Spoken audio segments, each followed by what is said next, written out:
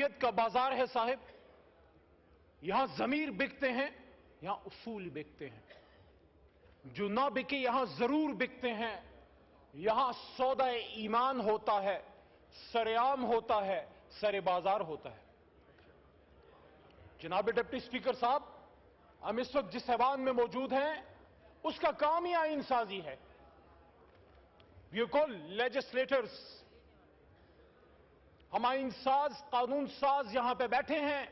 ہم اس قابل نہیں ہیں, لیکن اللہ تعالیٰ نے, آپ کی توجہ چاہیے مجھے, اللہ تعالیٰ نے 25 کروڑ عوام کی طاقت اور اپنی برکت سے ہم میں استطاعت دی ہے کہ ہم اپنی ذات سے نکل کے اس سبز ہلالی پرچم اور اس بابائے قوم کی فرمودات کی روشنی میں اس ملک کو ملک بنا سکیں, جس کے لیے برصغیر پاک و ہند کی گلی گلی کوچے کوچے یہ نعرہ لگتا تھا کہ بٹ کے رہے گا ہندوستان اور بن کے رہے گا پاکستان.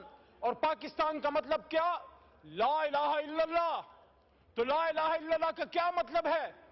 جناب ڈپٹی اسپیکر صاحب, آئین کی یہ کتابیں جو ہیں یہ پاکستان چلانے کے لیے ایک مقدس ڈاکیومنٹ ضرور ہے, لیکن صرف ایک کتاب میں تبدیلی نہیں ہو سکتی, وہ قرآن عظیم الشان ہے.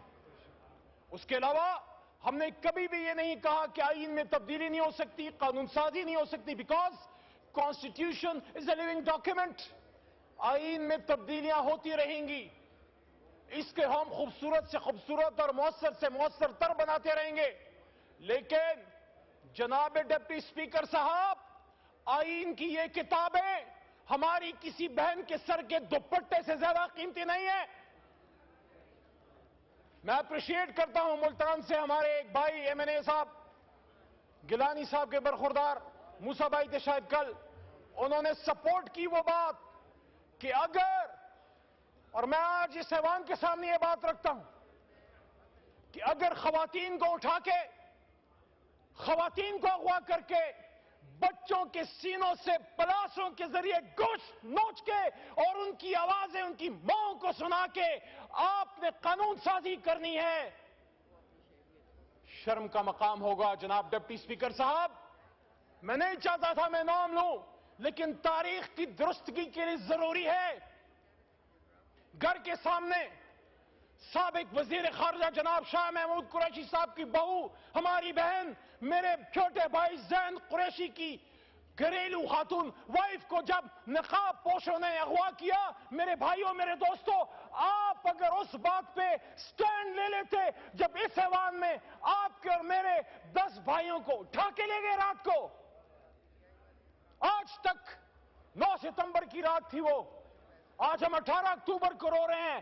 جناب سابق وزیر اعظم صاحب, راجہ صاحب, بے نظیر صاحبہ کی شہادت صرف آپ کا نقصان نہیں, ہم سب پوری قوم کا نقصان تھا. لیکن آج جب ہم بے نظیر کی شہادت کی بات کرتے ہیں, آپ مجھے بتائیے, اس ایوان کے اندر سے جب آپ کے ایم این ایز کو نقاب پوش اٹھا کے لے گئے تو